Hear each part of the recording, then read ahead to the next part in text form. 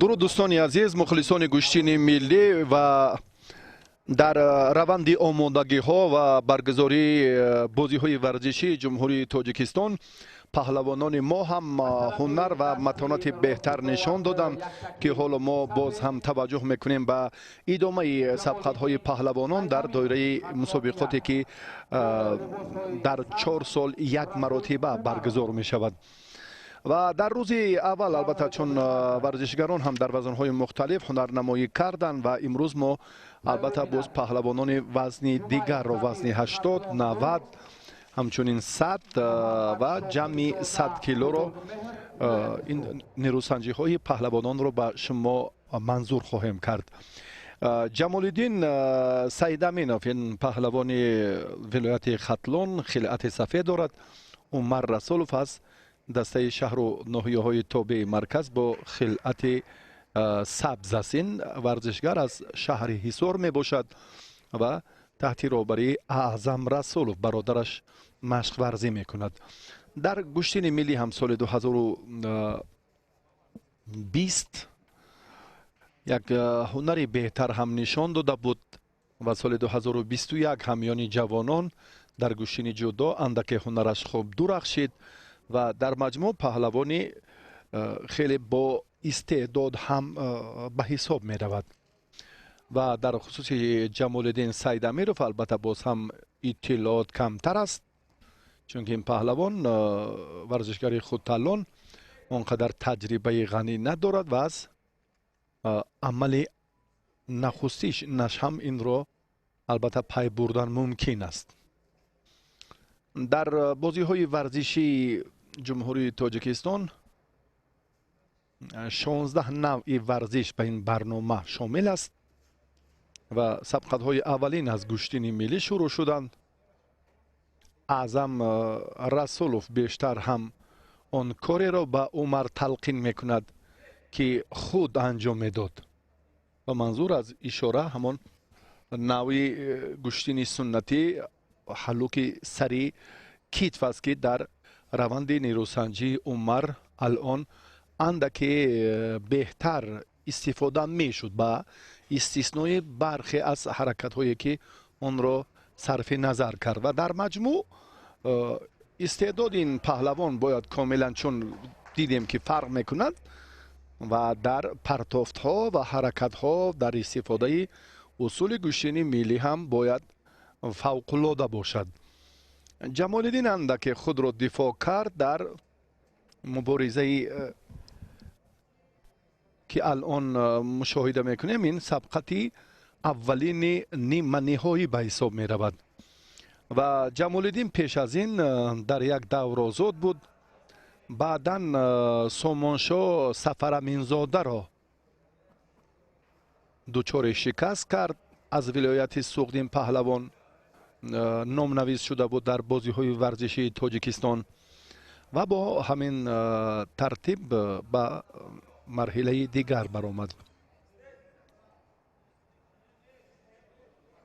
ва Умар бошад, алон мебинем ки ин паҳлавон дар даври аввал озод буд.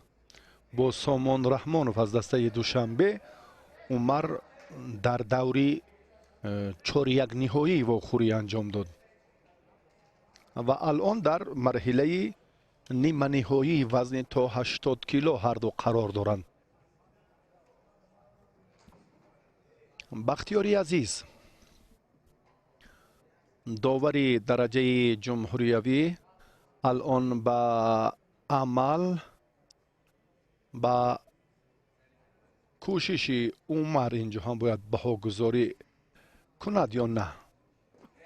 фикр мекунам набуд ягон лаҳза. ва акнун баъдан довар ба хулосае омад, ки ба Умар баъдан барои ҳамин ҳаракаташ имтиёз диҳад.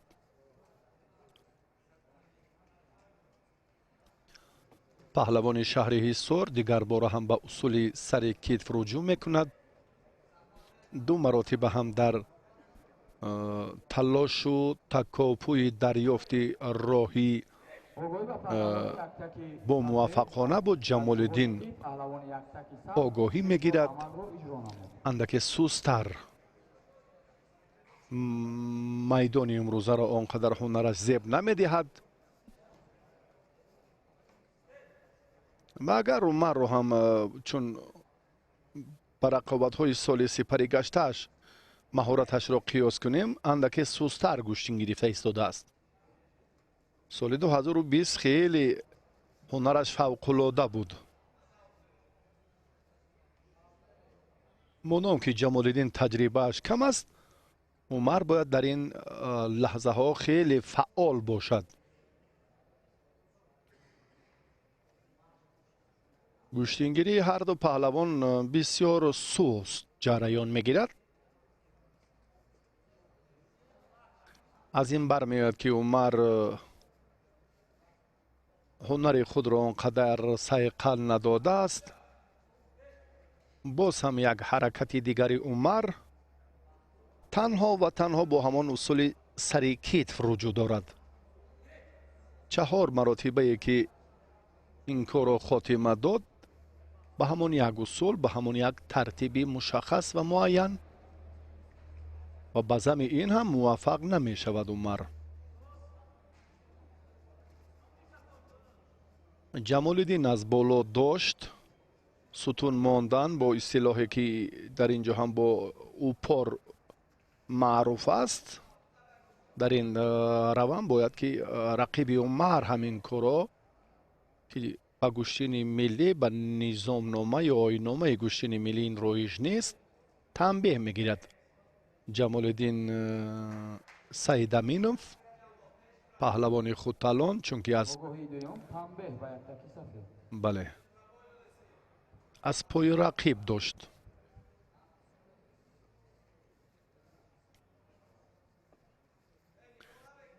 аз сари Ёсин ишораи чун Ҷамолиддин кард, ин ба хотири мамнӯъ будани амали Умар буд, аммо Умар инҷо дақиқан кори ғайриқоидаро анҷом надод. довар ҳам хеле инро хуб мушоҳида мекунад.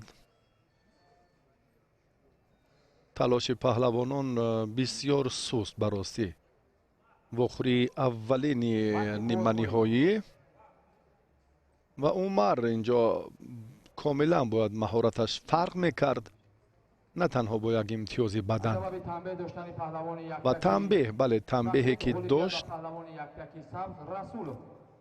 ва дар хусуси бадан погузорӣ кардан, андаке пештар гуфтем ки Бахтиёри азиз бадан баҳогузорӣ кард, инро ҳам доварони дигар инкор карданд ва бо сабаби ҳамон танбеҳ доштанаш Умар дар ин дидор муваффақ шуда тавонист. Файзулло Ҳабибуллоев, довари дараҷаи ҷумҳуриявӣ аз ноҳияи Вахш.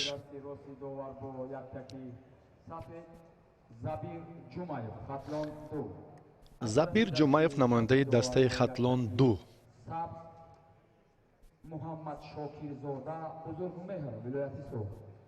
Муҳаммад Шокирзода Бузургмеҳр, аз насаби хеле дуру дарозаш фикр мекунам ки паҳлавонони суғдӣ аз ноҳияи Ҷаборрасулованд. Забир Ҷумаев аз дастаи Хатлон 2 аз шаҳри Кӯлоб. акнун Умар ба марҳилаи ниҳоӣ баромад ва ғолиби ин ҷуфт дар даври ниҳоии вазни то 80 кило бо Умар Расулов, варзишгари шаҳри Ҳисор, нерӯ месанҷад.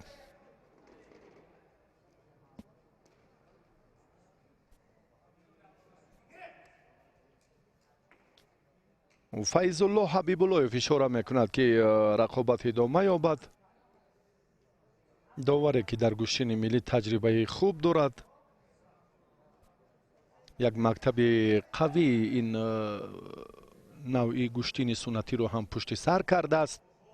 фикр мекунам ки дар оянда ҳам барои такмил додани маҳорати доварӣ ҳоло бо рақиб ба Забир Ҷумаев аз майдон берун баромаданаш муҷозот мешавад ва такмил ёфтани мактаби доварӣ аз ҷониби албатта боз ҳам доварони соҳибтаҷриба ба монанди Файзулло Ҳабиблоев дар оянда ҳам бояд хуб баромонда шавад.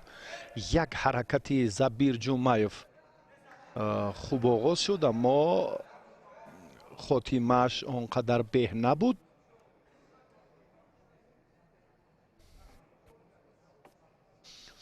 дигар бора ҳам Муҳаммад Шокирзода камарбанд хилъати худро дуруст мекунад ва акнун дар рафти мубориза боз ҳам сабқати ҷолибро мо хоҳем дид нисбат ба нерӯсанҷии аввали ниманиҳоӣ вазни то 80 кило.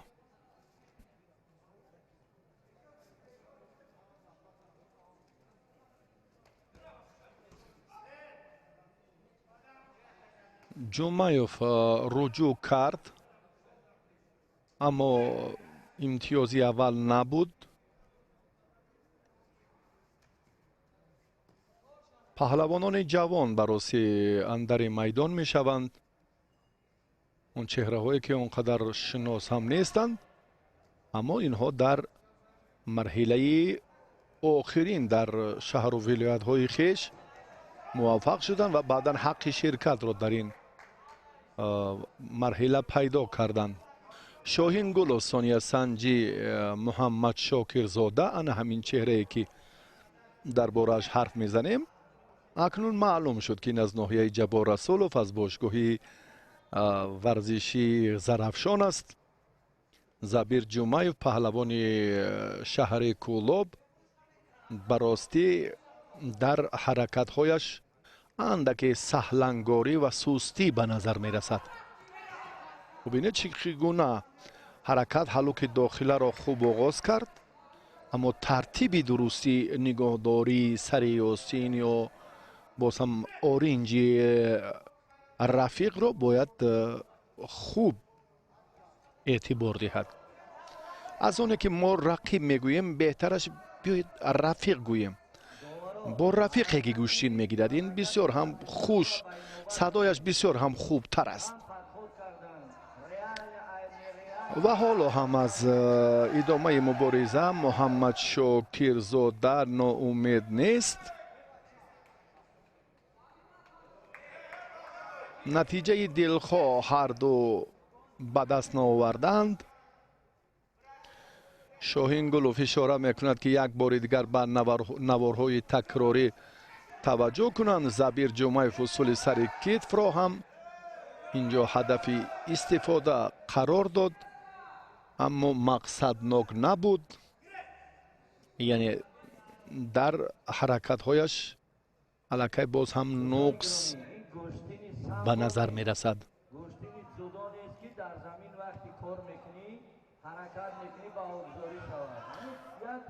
беҳтарин лаҳзаҳое ки мо дар ҳолати рост будан мушоҳида мекунем, ин ҳам боз аз рушди гӯштини миллии мо дигар бора дарак медиҳад.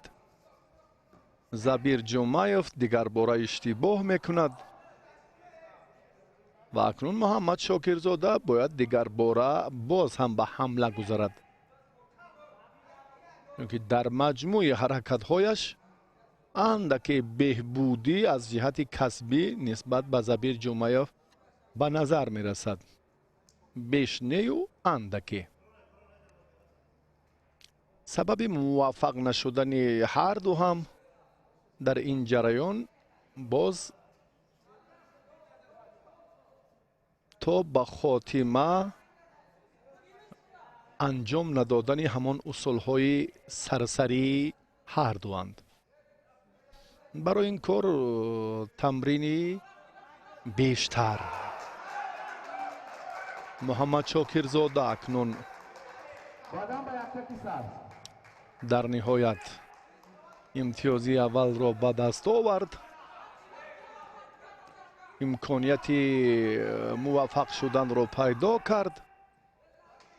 Забир Ҷумаев паҳлавони Кӯлоб шаҳр акнун мешитобад. برای زبیر اینجا باز حرکت دیگر لازم است، یعنی هم بدن و حتی باز اندک افضلی امتیاز در حالت خوب است. زبیر نمیتواند یا چگونه همین حالتی که برایش فراهم آمده است این رو صرف نظر میکند و بسیار هم نگران کننده.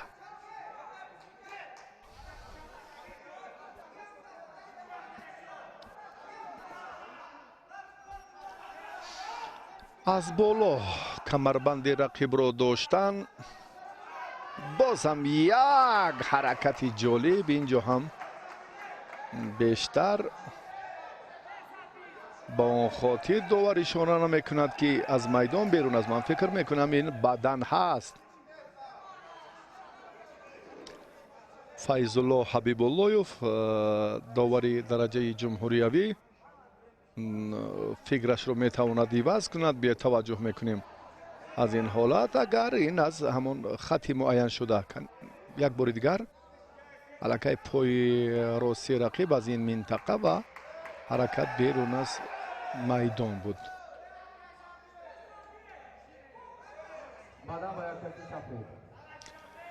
بدن به زبیر جمعیف داده شد.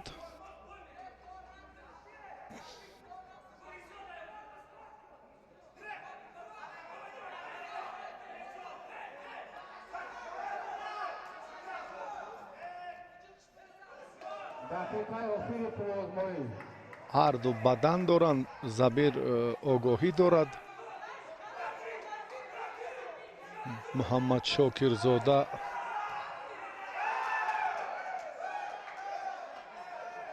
عکسی عمل یا دفاع رو اختیار کرد.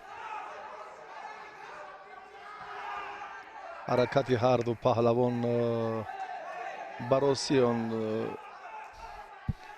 هدفمندانه نیست. کوشش های سرسری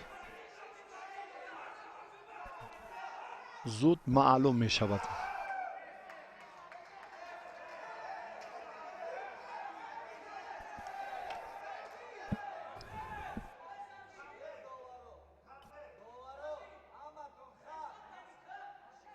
بزرگ مهر محمد شاکرزاده پهلوان باشگاه ورزشی زرافشان ناحیه جبار رسولوف، بله از حساب یک آگاهی اگر هم باز این ثانیه های بشمار نتیجه بخش انجام نیابد زبیر جمعیف حالا وضعش اونقدر خوب نیست.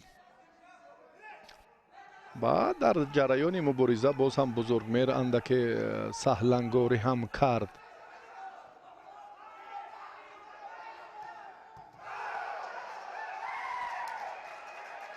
دیگر باره هم داور و بزرگمهر بدن بهاگذاری میکند.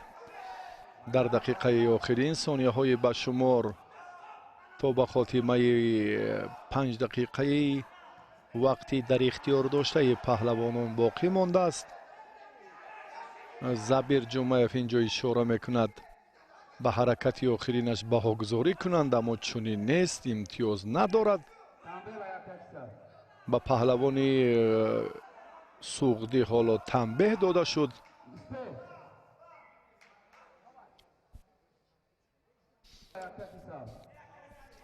فریدون استاپیروف، استاپیروف سلاله پهلوانان سوغدی از ناحیه جبار رسولوف در بازی های ورزشی تاجیکستان زیادند و بر رشد گوشتین ملی گوشتینگیری و مخصوصا همین چهره ها در سوغد یک زمینه قوی گذاشتند. بزرگمهر در این دیدار غلبه به دست آورد در واخوری نیمه نهایی و با مرحله نهایی وزن تا 80 کیلو راحت گرفت. با عمر رسولوف میدانداری میکند. این همان نتیجه پهلوان کلاب شهر بود که امتیاز را برابر کرد. دیگر باره بزرگمهر در روند تلاشش توانست که کامیاب شود و با دوری نهایی براید.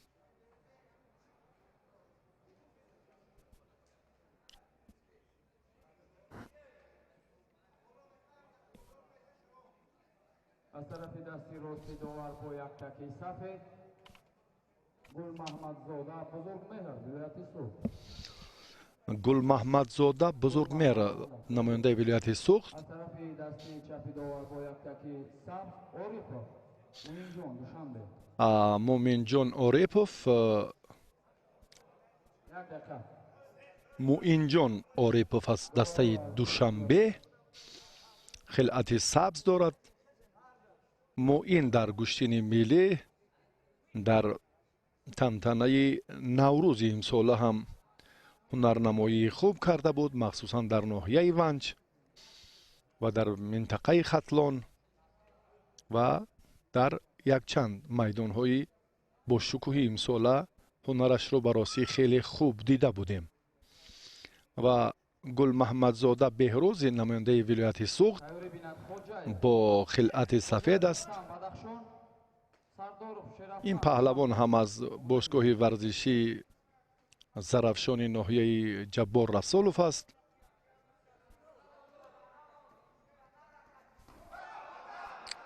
شاگردان شاهین گلوف در میدان امروزه اکنون خیلی زیاد شدند. بهروز گل محمد زاده اکنون امتیاز اول را به دست آورد.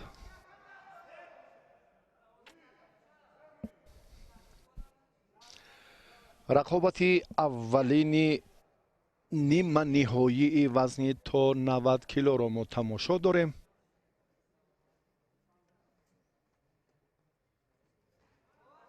موین باز هم کمربند رقیب را خوب داشت. امکانیت خیلی بهتر دارد. امتیاز نیز در این جریان خود اشاره میکند. موین بسیار هم حریف را در یک فرصت خوب دریافت، اما نتیجه را برابر کردن نتوانست. بدن به بهروز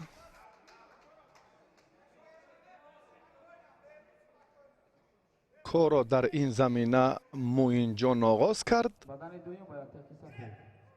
و بهروز باشد الکی دو بدن دارد، یعنی فعالتر هست هم از جهت حرکت ها و هم از به دست آوردن امتیاز ها هم نسبت به رقیبش پیشرفت‌تر است.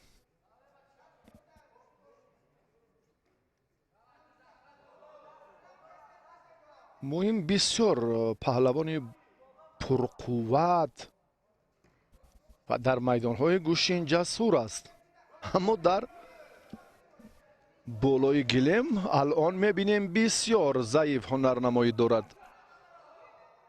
حتی با چهره‌های سرشناس هم در تنتنه‌های نوروزی بدون هراس به میدان می‌آید و استعداد خوب هم دارد.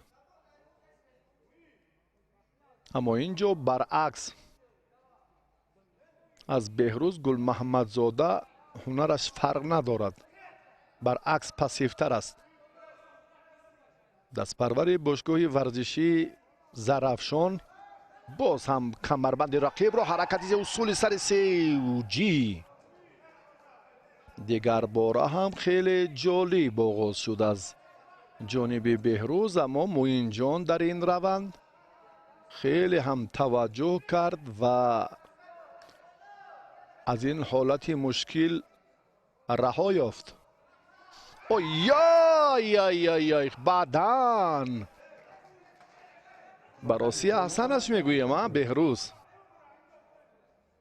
پهلوان خلعت سفید داشته نظرناگیر، اما در مقابل موین جان بسیار خوب هنرنمایی کرده ایستاده است. تا جایی که از استعداد موین ما میدونستیم حرف زدیم، حالا هم امکانیت برای پهلوانی خلعت سبزپوش موجود هست، یعنی باز هم شانسی برابر کردن نتیجه رو دارد.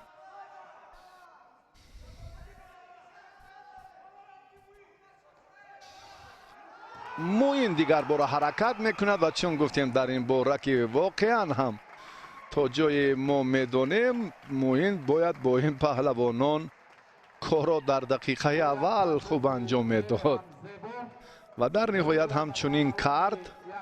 احسنش میگوییم. بسیار پهلوان قوی است در میان جوانان علل خصوص. از حسابی آن شرکت در مسابقه های مختلف و به حریف را چگونه فریب داد. بسیار هم خوب هنرنمایی کرد.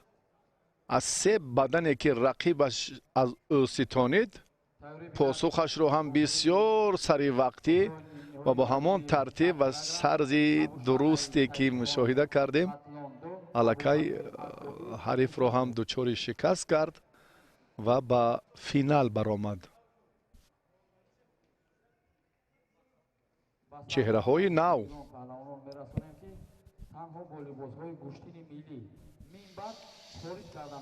چهره های نو رستم خواجهیف از ولایت مختار کوهستان بدخشان، شیرافگن سرداروف از شهر دوشنبه.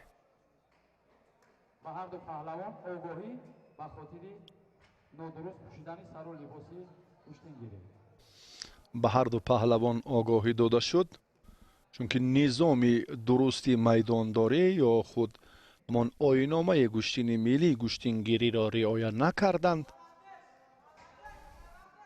سر و لباس ورزشگران این مد اول است که فدراسیون گشتین ملی این کار را سال کنونی به راه ماند. یک قدم استوار، یک اقدام نجیبی که عملی شد در رفت سبقت‌ها و در رشد بعدینه گشتین ملی مملکت. فکر میکنم یک قدم استوار و زمینه مساعد فراهم می شود. خسرو شایف داور درجه جمهوریوی از شهر کولاب به حالت تکراری نیاز دارد که دیگر باره رفت سبقت را باز هم جدی تر فهمد که از جانبی که در این لحظه ها اشتباه رخ داد.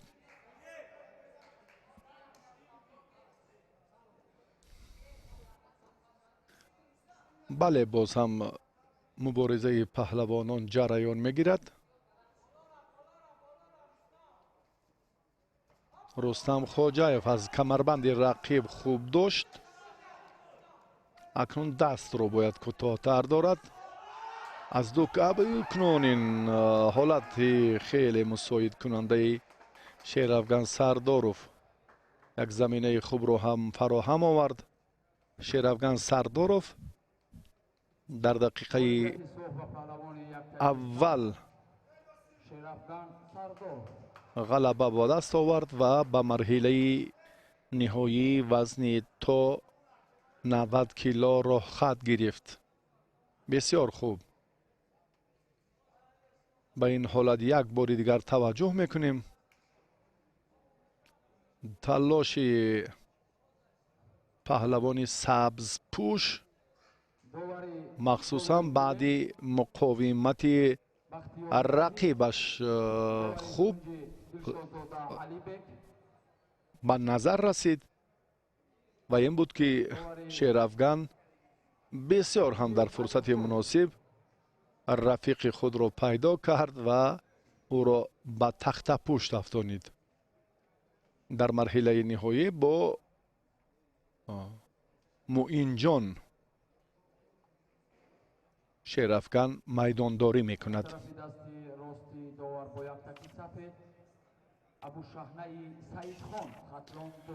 ابو شهنه سعید خان از ناحیه تیمور ملک است. ابو بکری اکابر از شهر دوشنبه. اصلا همین دست پرور ва зода як ноҳияи дурдасти балҷувон аст ва мактаби варзиши ноҳияи балҷувон барои ин паҳлавон бисёр ҳам заминаи хуби рушдёбии навъҳои гӯштинро ба вуҷуд овард. абушаҳна хилати сафед дорад. абубакри якобир дар чемпионати ҷавонони мамлакат оя як ҳаракати дигаре ки инҷо ҳам پهلو و پهلوان یکتکی سفید бале чун абушаҳна дар ин ҷараён ҳунарашро хуб нишон дод.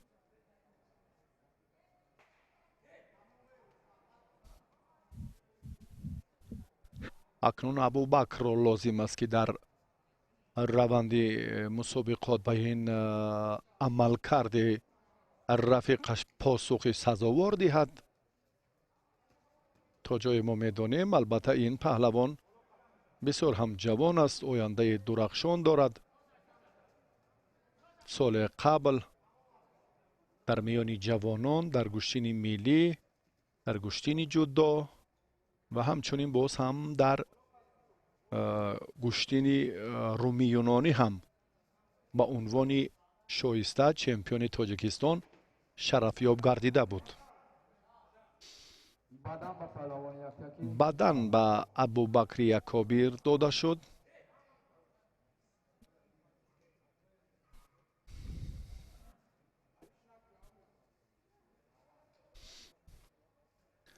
абушаҳнаи саидхон як диёри хеле дурдасти ҷорубқул ки макони паҳлавонхез аст. дар ҳамин минтақа тамринҳои аввалини худро шурӯъ карда буд таҳти роҳбарии саидмурод давлатов ва дар тимурмалик чунин чеҳраҳо кам нестанд. абубакр ба синни 21 қадам ниҳод. паҳлавони ҷавони ки сарчашмаи муваффақиятҳояш ҳам аз ноҳияи кӯҳистони балҷувон шурӯъ шудааст, дар ин бора гуфтем. ва ҳоло андаке суратафзоӣ, андаке идомаи боз ҳам нирӯсанҷии паҳлавонон бояд дар рафти ин сабқат мавриди назар бошад.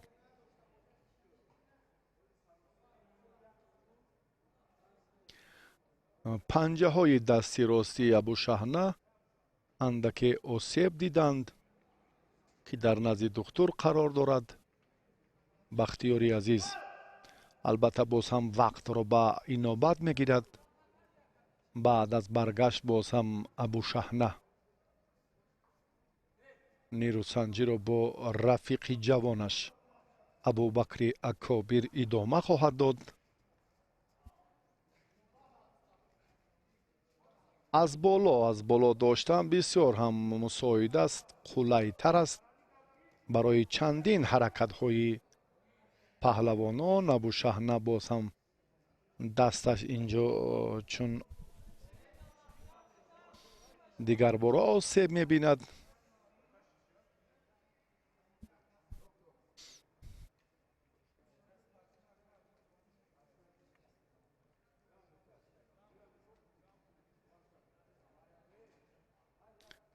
духтури мусобиқа дигар бора ба ин паҳлавон кӯмак мекунад. дар муборизаи абубакри якобир тоб оварда наметавонад.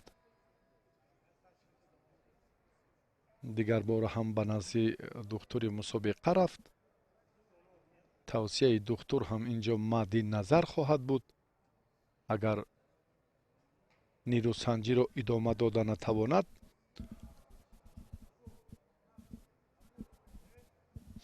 бале духтури мусобиқа ҳам албатта ҳаққи тавсия доданро дорад. паҳлавонони вазни то 100 кило дар вохӯрии аввали ниманиҳоӣ қарор доранд. баъди таваққуф кӯмаки духтур боз абушаҳна дигар бора ба майдон баргашт.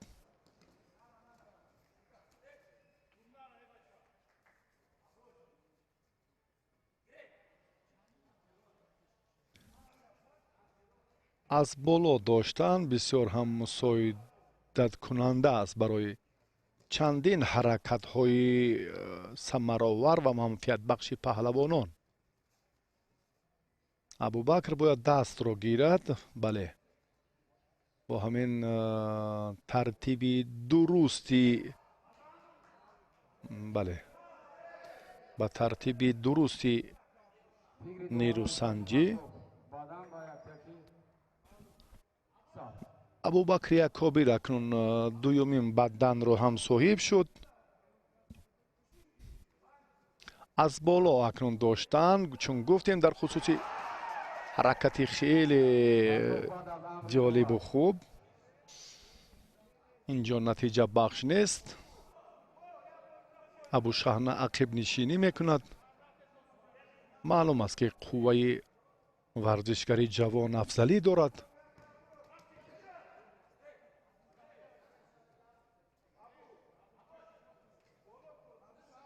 дигарбора ҳам боз абубакр аз боло бисёр имконияти хуб дорад, аммо абушаҳна барои дифоъ кардани ин ҳолат омода аст. яъне сутун гузоштан дар лаҳзаҳои мусоид аз гӯштини миллии мо албатта андаке боз ҳам маҳорати паҳлавонро коста мегардонад, аммо ин фурсате ки боз ҳам абушаҳна дифоъ кард.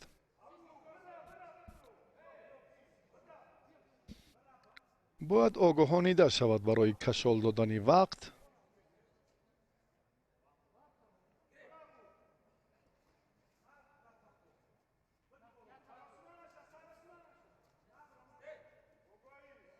бале, огоҳӣ ҳаст.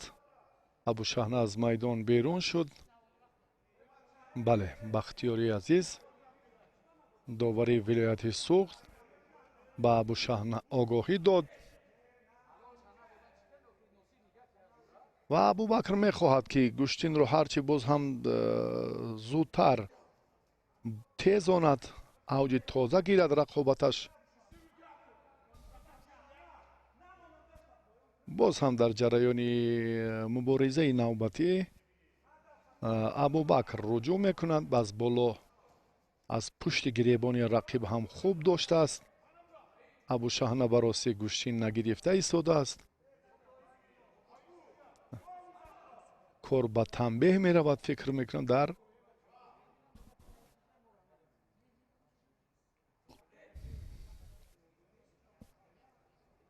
ин фурсатҳое ки хеле ҳам кам боқӣ мондааст то ба хотима.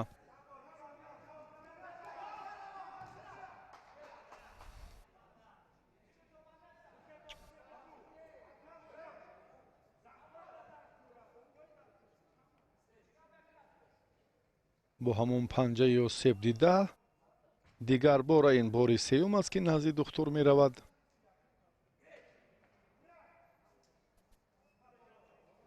аммо зуд баргашт. бисёр ҳам як фурсати муносибро абубакри акобир ба миён овард. бале, акнун абубакр ба пеш гузашт. аз ҳисоби натиҷа як паҳлӯ абушаҳна дошт. баъдан абубакр натиҷаро баробар кард, аммо ду баддани дигар дорад абубакри якобир, паҳлавони ҷавони шаҳри душанбе. сарчашмаи муваффақиятҳояшро ҳам ёдовар шудем ки аз ноҳияи кӯҳистони балҷувон инҷо ҳам манша мегирад ва паҳлавони хилати сафедошта аст Темур Малик. аз дастаи хатлонду алон ҳам ҳунарнамоӣ мекунад. бале, ба шералӣ ҳам инҷо лозим аст ки тавсияи судманд диҳад, ҳаракати шогирдашро ҳам мавриди назар қарор диҳад, чунки абушаҳна бисёр таҷрибаи ғании мусобиқаҳои гӯштини миллиро дорад ва ин маротиба ҳам як ҳаракате ки довар инро ҳам фикр мекунам ба инобат намегирад. бале ҳамон натиҷае ки буд аллакай абубакр пеш гузашт. ҳам паҳлӯ дорад, ҳам ду бадан. як ҳаракати дигараш дар сонияҳои охир акнун чӣ натиҷа медиҳад? кофист барои дастболо шудани абубакри якобир дар марҳилаи нима ниҳоӣ вазни то 100 кило.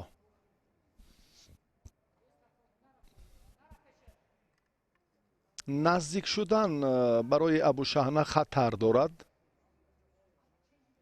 чунки абубакр бале чун вақт анҷом ёфт, ба бартари як бадан ғолибият ба паҳлавони яктаки сабз ибтидо абушаҳна, баъдан ҳам абубакри якобир паҳлӯ баҳогузорӣ шуданд. абубакр боз ҳам як бадан, як имтиёзи дигарро ҳам нисбат ба рақибаш бештар ба даст овард. инҷо иштибоҳе ки мебинем албатта аз ҷониби абубакр буд. баъди ин ҳам боз руҷӯи варзишгарии сабзпӯш ҷиҳати дарёфти имкониятҳои хуб зиёдтар буданд. ҳамин тартиби нерӯсанҷӣ дар сабқати ниманиҳоӣ ба нафи абубакри акобир анҷом ёфт. ин охирин кӯшише ки буд, баъди албатта афтидан аст ки дар кӯшини миллӣ ин роиҷ нест. бо яктаки сафед Сомон Тауров Душанбе. сомон тауров шаҳри душанбе хилати сафед дорад. Назаров Бадахшон. назар маҳмад назаров аз вилояти мухтори кӯҳистони бадахшон варзишгари хилати сабз дошта. вазни ҷамъи 100 килограмм.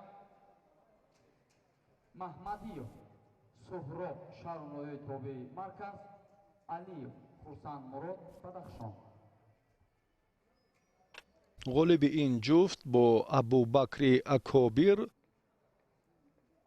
барои медали тиллои вазни то 100 кило дар бозиҳои варзишӣ Тоҷикистон қувваозмоӣ хоҳад кард.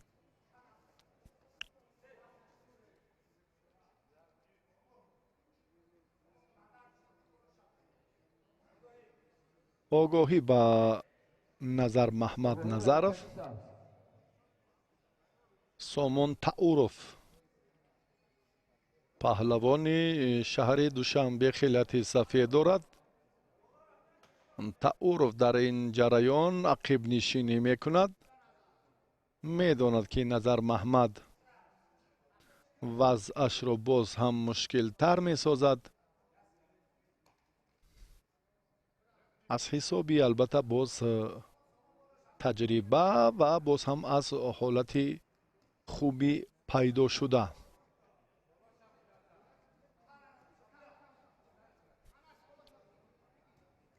назар маҳмад фаъолтар шуд.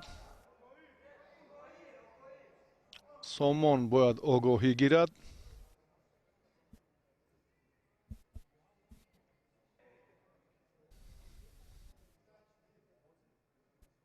чунки тарзи нерӯсанҷиаш он қадар мавриди таваҷҷӯҳ нест.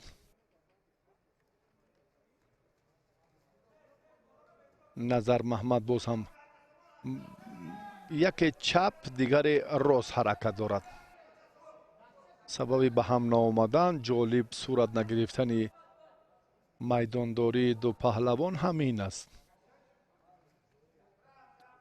сомон бояд ин корҳоро мақсаднок истифода кунад.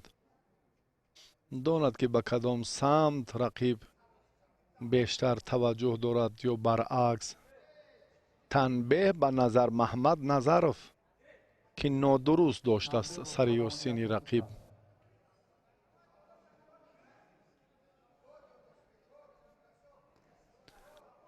акнун назар маҳмад аст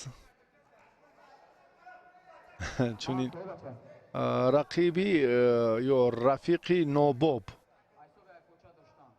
аз пой доштан инҷо ҳам огоҳӣ аст.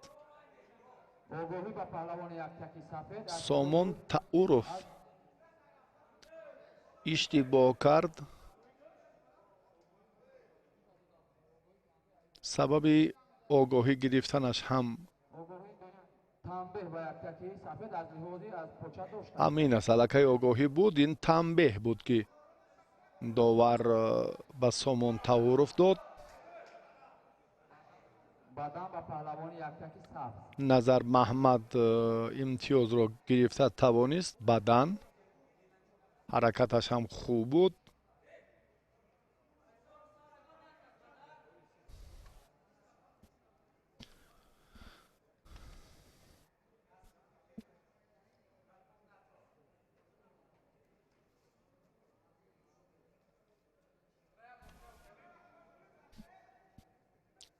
Назар Маҳмад ҳоло барои ҷолибтар сурат гирифтани ин рақобат бояд нимаи ростро ихтиёр кунад ва андаке суратро тезтар кунад, сурати нерӯсанҷиашро. довар ҳаминро ба ҳамон ишораи даст собит кард. яъне ҷиддӣ гӯштин гиред. ишораи дасти довар ҳаминро ифода мекард. Назар Маҳмад боз ҳам бо даст сутун мегузорад. ин ҳолат барои тағйир ёфтани мувозинати рақиб бо замина мешавад. Сомон Тауров гӯштин нагирифта истодааст ба ростӣ. довар ҳам маҷбур шуд ки фикри доварони кунҷиро фаҳмад роҷеъ ба ҳунарнамои паҳлавонон. ман фикр мекунам Сомон агар ин маротиба ҳам боз огоҳӣ гирад аз майдон хориҷ мешавад. чунки огоҳӣ гирифт, танбеҳ шуд. кор ба ҳамон нуқтаи ниҳоӣ мерасад ё чӣ гуна? Назар Маҳмад аз ҳисоби ҳаракатҳояш, ҳуҷумҳояш андаке ҳунараш фарқ мекунад. ташаккур дӯстони азиз, чун гуфтем дар ин хусус ва инро ҳам довар тасдиқ кард. танбеҳи дуюм паҳлавони хилати сафед доштаро аз майдон хориҷ мекунад. ана ҳамин аввалин нафаре ки имрӯз аз ҳисоби ҳамон силсила огоҳиҳо шикаст мехӯрад, ин Сомон аст. ва намояндаи вилояти мухтори Кӯҳистони Бадахшон баъди ин ба марҳилаи ниҳоӣ мебарояд ва бо Абубакри Якобир барои медали тиллои вазни то 100 кило майдондорӣ хоҳад кард.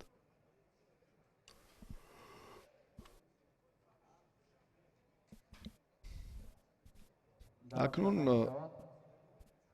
паҳлавонони вазни гаронро дар майдон хоҳем дид. Bo yaktaki safed Sohrab Mahmadiyev şahnameyi tövbe merkez. намояндаи шаҳри ваҳдат Соҳроб Маҳмадиёв ном дорад. Murod Aliyev Badakhshon. Tayori binad. Хурсанмурод Алиев, Sherxonov Nosirjon Dushanbe. ин варзишгар аз Tugmayev. вилояти мухтори Кӯҳистони Бадахшон, аз дастаи вилояти мухтори Кӯҳистони Бадахшон, аммо дар асл ин паҳлавонро мо аз ноҳияи Варзоб чандин сол муаррифӣ мекардем. Соҳроб Маҳмадиев бинобар сабаби даст кашидани рафиқаш аз нерӯсанҷии ниманиҳоӣ бидуни мубориза даст боло мешавад. ва акнун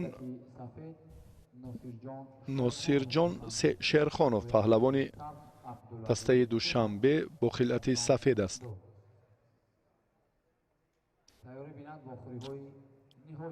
Абдулазиз Тугмаев аз дастаи Хатлон 2.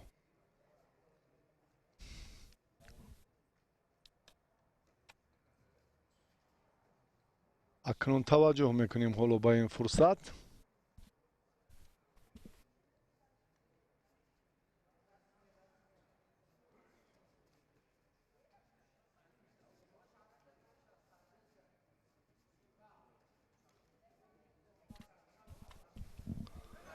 Шерхонов бисёр руҷӯъ кард, баъдан баҳогузорӣ шуд. Абдулазиз Тугмаев паҳлавони дастаи хатлонду ба саросимагӣ роҳ дод дар вазни ҷамъи 100 кило. акнун мо мебинем ки суҳроб бидуни мубориза ба марҳилаи ниҳоӣ баромад. носирҷон шерхонов паҳлавони сазоворе ки ҳоло боз ҳам таваҷҷӯҳ мекунад ки аз ин ҳам натиҷаи беҳтарро дар марҳилаи ниманиҳоӣ ба даст оварад. як ҳаракати дигар ин ҳалол аст. Алло. носирҷон шерхонов таҳти роҳбарии шералӣ бозоров дар мактаби дар толори варзишии паҳлавони шаҳри душанбе машқварзӣ мекунад. шерхонов ба осонӣ ғалаба ба даст овард ва ба марҳилаи ниҳоӣ баромад ва бо суҳроб маҳмадиев паҳлавони шаҳри ваҳдат барои медали тиллои вазни вазни ҷамъи 100 кило майдондорӣ хоҳад кард. лаҳзаҳои такрор бубинед чӣ гуна намояндаи вилояти мухтори кӯҳистони бадахшон ба паҳлавони шаҳри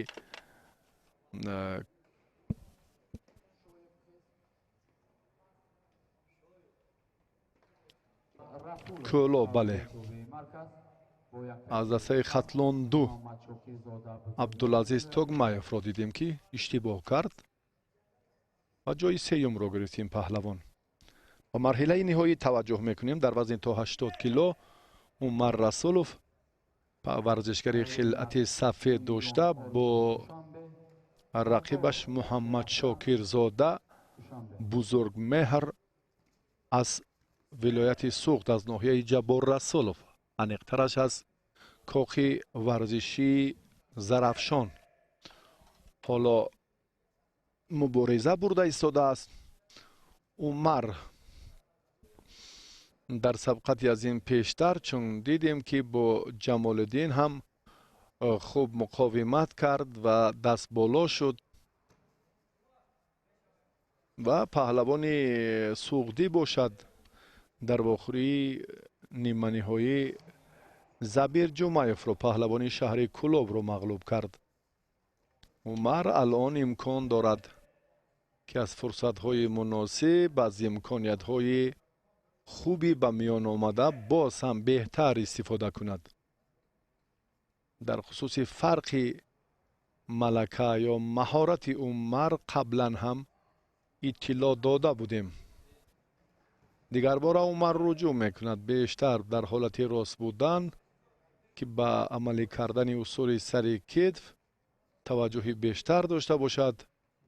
ва бузургмеҳр муҳаммад шокирзода ҳоло огоҳӣ мегирад чунки аз майдон берун шуд. ин аз фишори зиёди умар вобастагӣ дорад.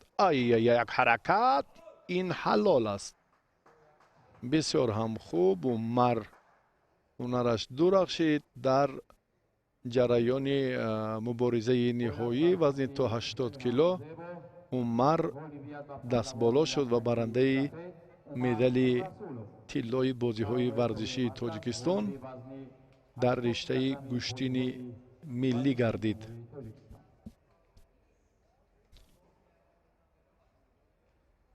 ду варзишгари дигаре ки дар вохӯриҳои ниманиҳоии вазни то 80 кило ноком шуданд сазовори медалҳои биринҷӣ шуданд. инҳо ҷамолиддин ва забир мебошанд.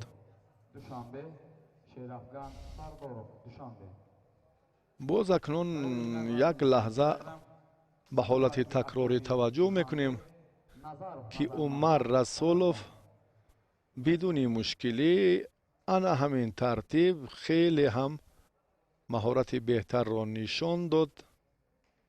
ибтидо ҳам як кӯшишаш барои доштани дасти рост буд аз сари остин. дигар бора ба гиребон таваҷҷӯҳ кард ва ана ҳамин фурсатро бештару зиёдтар ба миён овард ва дар ниҳоят ҳам тавонист ки бо имтиёзи арзанда ноил гардад. муин ҷон хилати сафед дорад.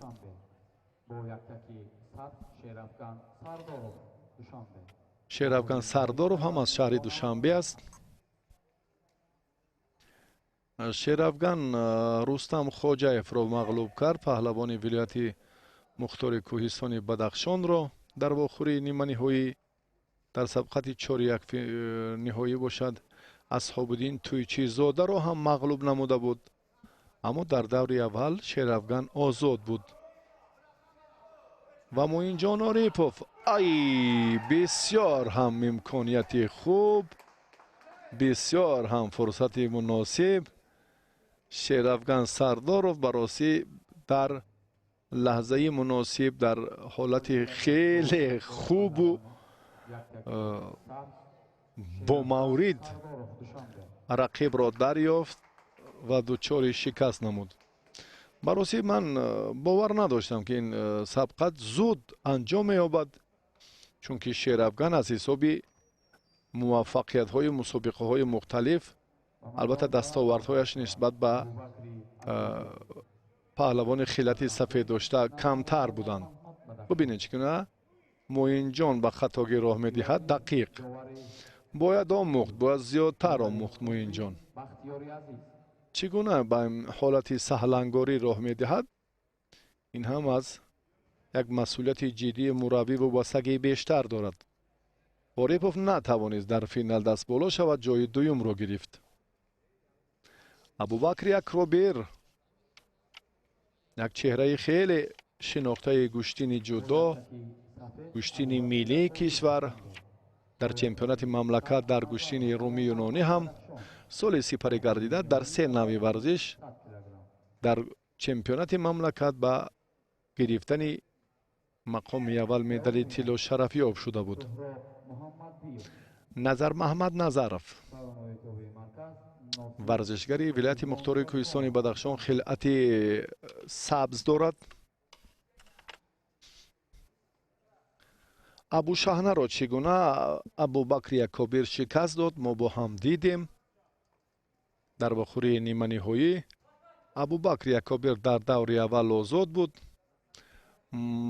باباجان جورایف، پهلوان رشتی، در مبارزه اولین ابوبکر در زیرگروه ا تاب نآورد و ابوبکر پیش از مهلت دست بالا شد و بعد این با ابو شهنه ابوبکر هم در بخوری نیمه نهایی خیلی خوب هنر نمایی کرد و به فینال برآمد. و در مورد چگونه راه یافتن نظر محمد نظرov به مرحله نهایی میتوان گفت که این پهلوان در زیرگروه بی تحت رقم 4 بود. در دور اول آزاد، در رقابت دوم فخرالدین جورخانوف را هم مغلوب کرد. نظر محمد نظرov اینجا امتیاز اولین را به دست آورد، بدن را.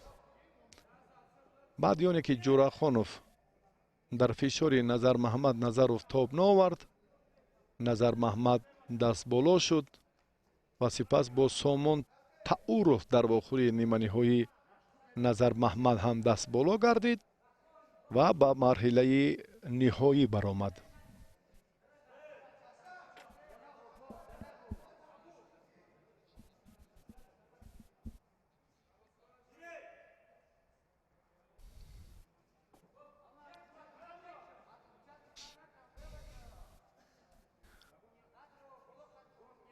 ابوبکر باید البته از آن اسلوبی خاصی پهلوان و حرکت هایی که ما میدانیم باید باز از بالا حریف را دارد.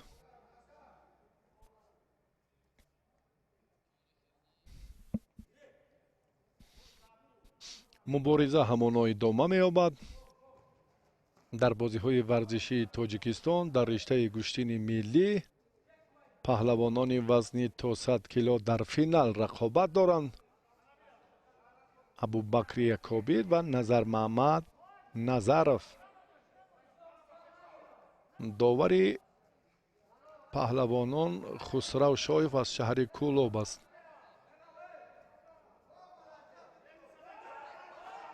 باز هم در این جریان نظر محمد حالا که داخل را هدف استفاده قرار داد، ابوبکر گوشتینگیریش باید کاملا دیگر باشد. майдондориаш дар ҷараёни марҳилаи ниҳоӣ бояд фарқкунанда бошад.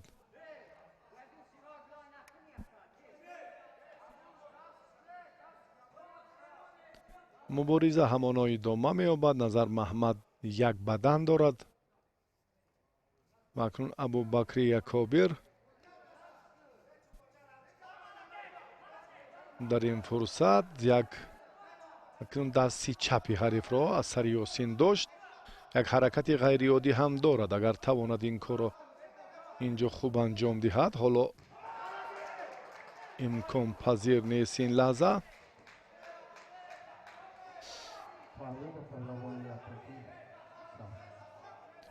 паҳлӯ ба Назар Маҳмад Назаров дода шуд. фикр мекунам Абубакр роҳи дигарро меҷӯяд. дарёфти самтҳои афзалиятнокро. Назар Маҳмад алон фаъол аст. Абубакр як кӯшиши дигарро инҷо бояд хуб анҷом диҳад. аз боло ҳам дақиқ дошт. дасти рости рақибро ҳам боз кӯтоҳтар медорад. муборизаро боз ҳам бояд пуршиддатар кунад. довар инро ҳам собит мекунад ки бале таваққуф нест.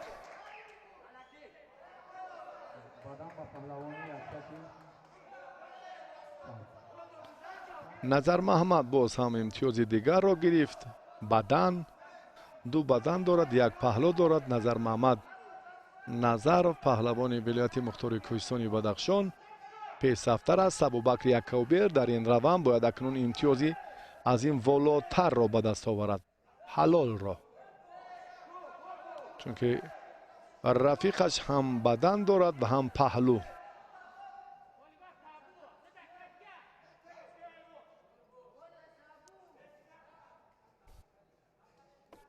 ду дақиқаи дигар, аз 2 дақиқа ҳам камтар вақт боқӣ мондааст. баъдан ба Абубакри Якобир.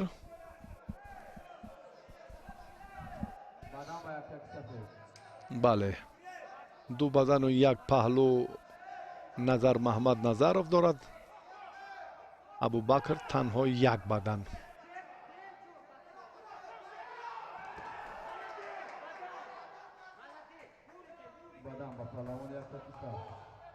Назар Маҳмад боз ҳам соҳиби имтиёз шуд. имтиёзи аввалин. акнун шумораи холҳои бадан аз Назар Маҳмад Назаров зиёд мегардад. Абубакри Якобирро инҷо лозим аст ки бале аз ин ҳам натиҷаи беҳтаро, чун мураббӣ Назар Маҳмад ҳам ҷои мусобиқаро тарк кард. Сония Санҷ ва Абубакр дар фурсати муносиб Назар Маҳмадро пайдо кард ва партофти Абубакри Якобир ҳалол аст ва Назар Маҳмад натавонист то ба нуқтаи ниҳоӣ ин натиҷаро нигоҳ дорад. Абубакри Якобир дар вазни 100 кило барандаи медали тиллои бозиҳои варзишии Тоҷикистон шуд.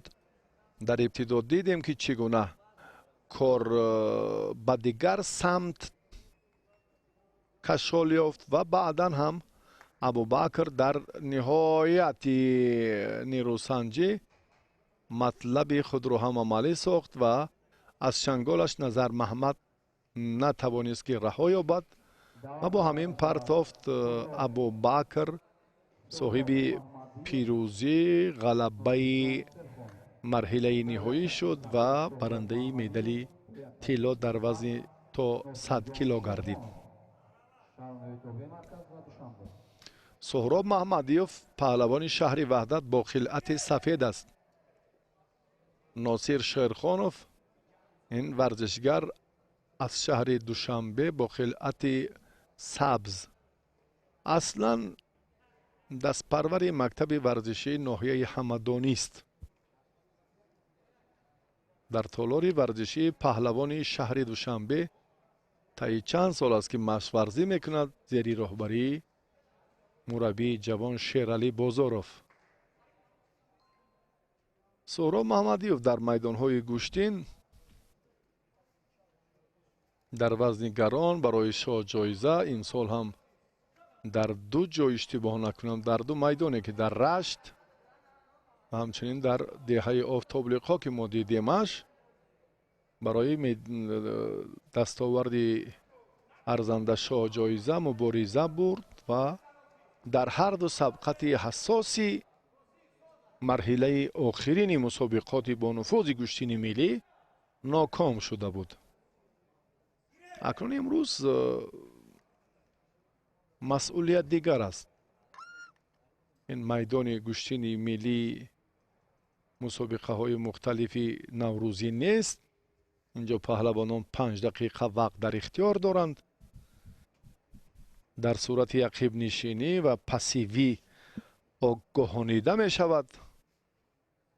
وقت است، وزن است و در مجموع اینجا بیشتر مسئولیتی هر یک ورزشگر. اگر عقب نشینی کنی مجازات می شوی، مجبوری به پیش روی. اگر اشتباه کنی باز هم از موفقیت محروم می گردی. خلاص اینجا میدان دیگر است برای سهراب، نه آن میدان هایی که وقتی طولانی را در بر می گیرد و وزن و چگونه هنرنمایی کردن البته اونقدر اعتبار هم ندارد. اگر آیسا آیسا هم یک ترتیب درست گشتین ملی هم عملی گردد، تدبیرها راه اندازی شوند، ما رشد و دورنمای گشتین ملی را در آینده باز هم بیشتر خواهیم دید. و فدراسیون گشتین ملی تاجیکستان در این سال جشنی در 30 سالگی استقلالیت مملکت مخصوصا در عرفه جشن وحدت ملی یک مسابقات با نفوذ بین المللی را بار نخست دایر میکند که این فکر میکنم یک قدم خیلی استوار و یک توجه جدی رهبریت برای رشد و باز هم تکان دادن رواج گشتین ملی نه تنها در تاجیکستان بلکه بیرون از کشور میگردد. چون هدف فدراسیون گشتین ملی این باز هم دیگر باره احیا، تلقین و باز هم رشد دادن گشتین ملی در عرصه بین المللی می باشد. با ناصر شایرخانوف حالا داور خسرو شایف آگاهی داد.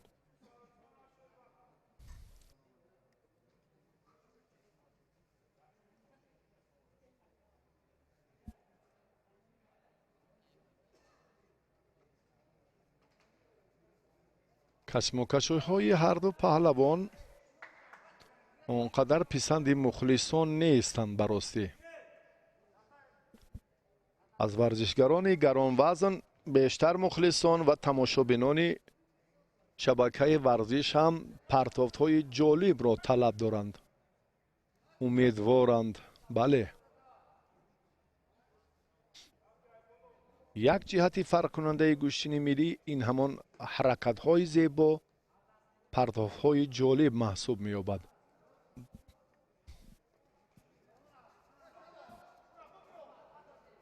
شیرخانوف امکان دارد که باز هم برای فشار رقیب حرکت زیادتر کند. سهراب محمدیف اینجا هم موفق نمی شود. هر دو قوهشان برابر است براستی. شیرخانوف در همین 2 سال آخر اندکی هنرش درخشید. سهراب پهلوان شهر وحدت چون این جوان می نماید اما خیلی تجربه غنی هم دارد. اگر اشتباه نکنم الکی بسینی 30 هم قدم نهاد.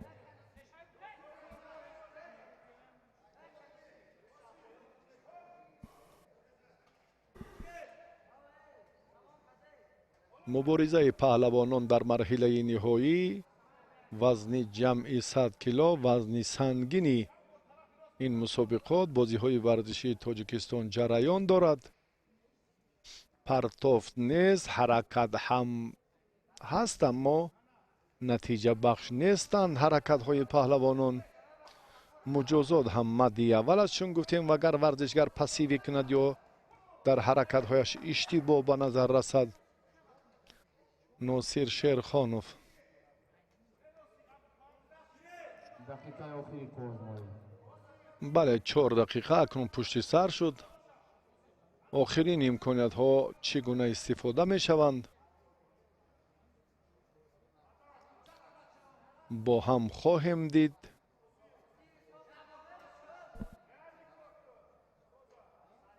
یک بار دیگر ناصر شیرخانوف همین اصول دوست داشته خود رو هم بله اگر موردی باز هم استفاده قرار دهد نه، داور مجبور است در این جریان آگاهی دهد به سهراب محمدیف.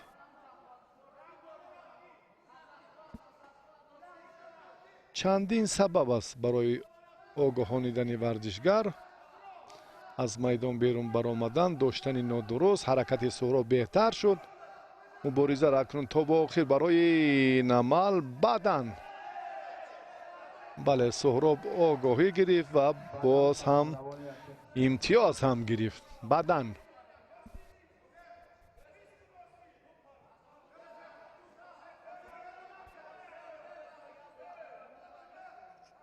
ثانیه های به شمار در اختیار دارند هر دو ورزشگری گران وزن. به حالت تکرار دیگر بار هم اعتبار میدهیم. سهراب بسیار خوب این لحظه حلوک داخله را و دنسری آستین را از بالا داشتن. 3 عنصر 3 عامل خیلی منفعت بخش همین حالت رو هم مورد عمل قرار داد و صاحب بدن شد. فکر میکنم درست از یگان اشتباه از جانب داور نیست. همین بدن نتیجه خوب است برای سهراب محمدیف.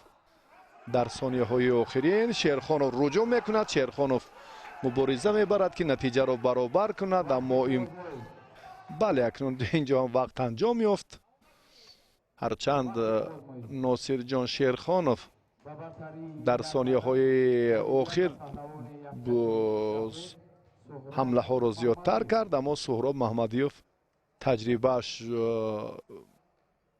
ثابت کرد که نفری با استعداد در دلخواه حالت میتواند که مشکلی را رفع سازد و نتیجه بهتر را به دست آورد. چون این هم کرد سهراب محمدیف. غالب و جایزه‌دار وزن 80 90 100 و جمعی 100 نرد تخته فخری همه یک جای شوند. بعد این مراسم جایزه سپاری 4 وزن صورت میگیرد. وزن 80 90 100 و جمعی 100 کیلو.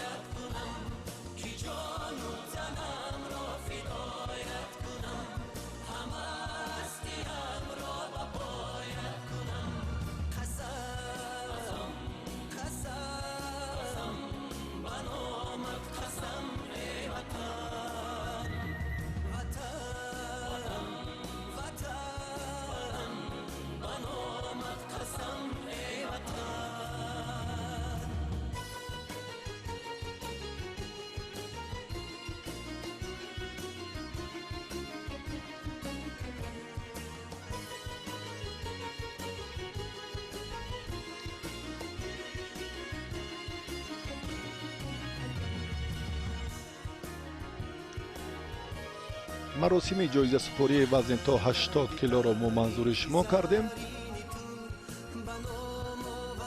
جمال الدین سیدامینوف زبیر جمعه برندگان مدال های برنجی شدند. بزرگ مهر محمد شاکر زاده جای دوم و عمر رسولوف سزاوار مقام اول مدال طلا گردید. در وزن تا 90 کیلو حالا با پهلوانان دیگر را معرفی می سازیم که اینها هم برندگان جایزه های افتخاری گردیدند.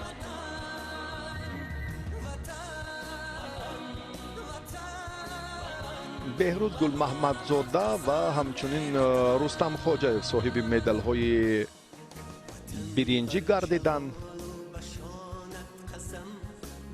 مؤین عارف صاحب مدال نقره، شیرافغان سردارов این ورزشگر شهر دوشنبه سزاوار مدال طلای وزن تا 90 کیلو شدند. شاهین گلوف را برای مجمع ورزشی زرافشان ناحیه جبار رسولov به غالبان جایزه ها را تقدیم کردند.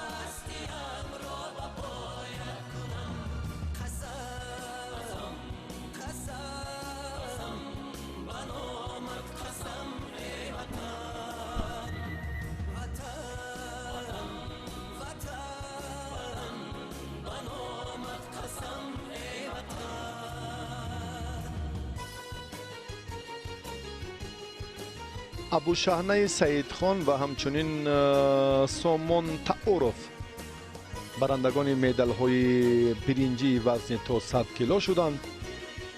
نظر محمد نظرов صاحب مدال نقره گردید. ابوبکر اکابر در وزن تا 100 کیلو سزاوار مدال طلا شد.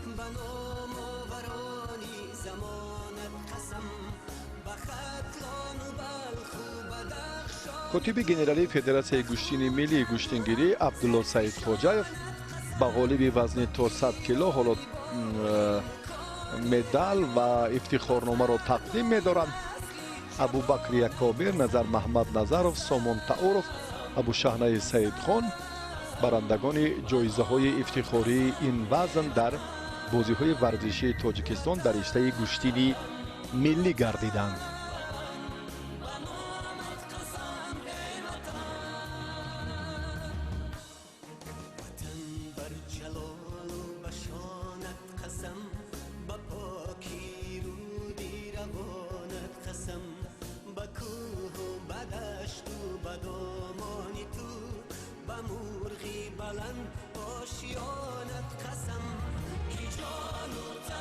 دوستان عزیز، اکنون نفران آخرین پهلوانان وزن جمعی 100 کیلو را باز هم یک فرصت دیگر به شما معرفی می‌سازیم که اینها خورسند مراد علیف و باز همچنین عبدالعزیز توگمایف برندگان مدال های برنجی شدند. در مرحله نهایی ناصر جان شیرخانov ورزشگر شهر دوشنبه چون ناکام شد صاحب مدال نقره گردید. انا همین چهره شاگرد شیرعلی بازارov چون در خصوص مشق ورزیش هم قبلا حرف زدیم و بزینه اول به منبر بلند افتخاری سهراب محمدیف می براید. پهلوان گران وزن شهر وحدت در این وزن صاحب مدال طلا شد و فرصت هست که یک لحظه پرتافت سهراب محمدیف را هم منظور شما کنیم. و اینجا دوستان عزیز ما با گزارش خود از روز دوم سبقت های پهلوانان بهترین در گوشتین ملی در دایره بازی های ورزشی تاجیکستان نقطه میگذاریم. امیدواریم که دیگر سبقت ها ما و شما را هم پسند می آید و این مسابقات با نفوذ تا آخر ماه ایون در نمادهای مختلف ورزش جریان میگیرد. سلامت باشید.